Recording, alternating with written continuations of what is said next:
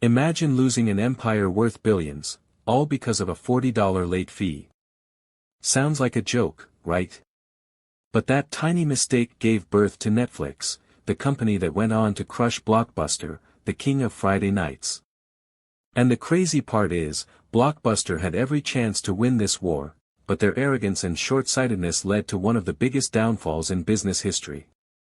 You're watching Rivo TV, and tonight, we're taking you deep into one of the most legendary rivalries ever, the rise of Netflix, and the tragic collapse of Blockbuster. Back in the late 1990s, Blockbuster was everywhere. Imagine walking down your street and spotting that bright blue and yellow sign glowing at night. Families made it a weekly ritual: grab some popcorn, drive to Blockbuster, and spend half an hour wandering the aisles, hoping the newest movie release wasn't already rented out. At its peak, Blockbuster had over 9,000 stores, tens of millions of members, and nearly $1 billion a year in late fees alone. Yes, you heard that right. $1 billion, just from punishing people for not returning movies on time. To them, it was the perfect business model. To customers, it was frustrating. And for one man, it was personal.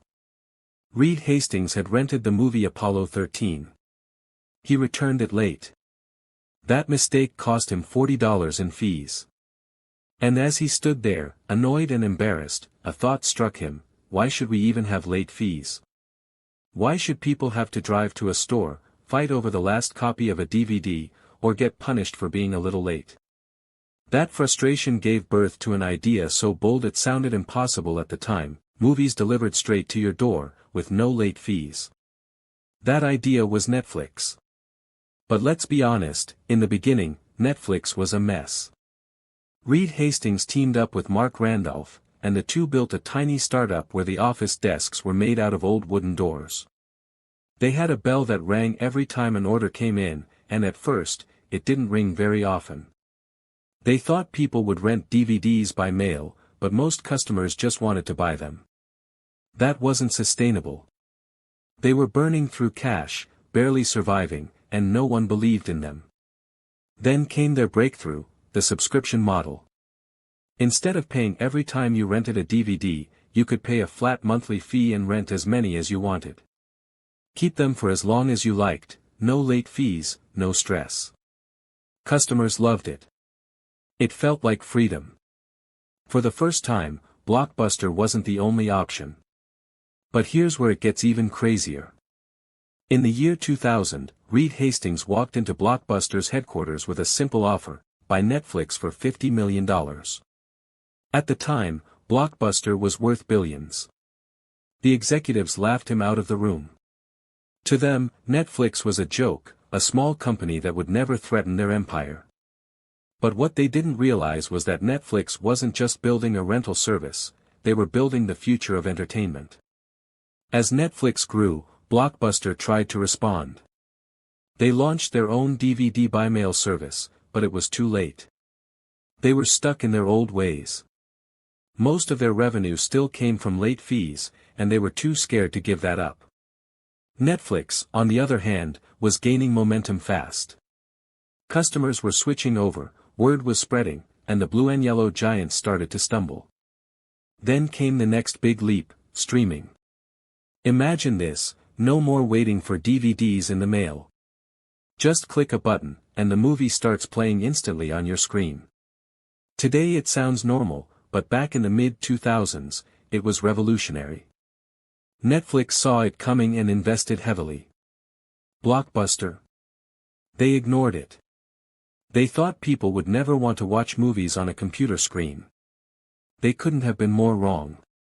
Slowly, Friday night started to look different in America. Instead of driving to Blockbuster, people were staying home, opening Netflix, and streaming whatever they wanted instantly. No late fees. No hassle. Just convenience. And with every new subscriber, Netflix grew stronger while Blockbuster's empire crumbled. By 2010, the giant finally fell. Blockbuster filed for bankruptcy, closing thousands of stores and leaving behind empty shells of what once felt like the center of family entertainment. All that remained was one lone Blockbuster in Bend, Oregon, almost like a museum, a reminder of a time when Friday nights meant fighting over the last copy of a VHS or DVD. Meanwhile, Netflix didn't just survive, it thrived. They didn't stop at rentals or streaming. They started creating their own shows and movies, pouring billions into original content. Hits like Stranger Things, The Crown, and countless others turned Netflix into a cultural phenomenon. They weren't just a company anymore, they were shaping global entertainment. Today, Netflix is worth over $100 billion, with subscribers in nearly every country on Earth. Think about that for a moment.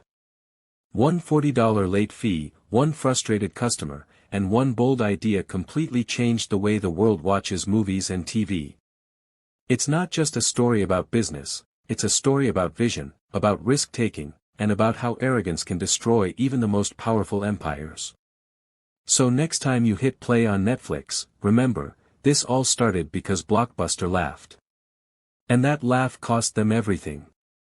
You're watching Rivo TV, where we bring you the stories, mysteries, and legends that shaped our world. If you enjoyed this one, make sure to like, share, and subscribe, because we've got more incredible stories coming your way.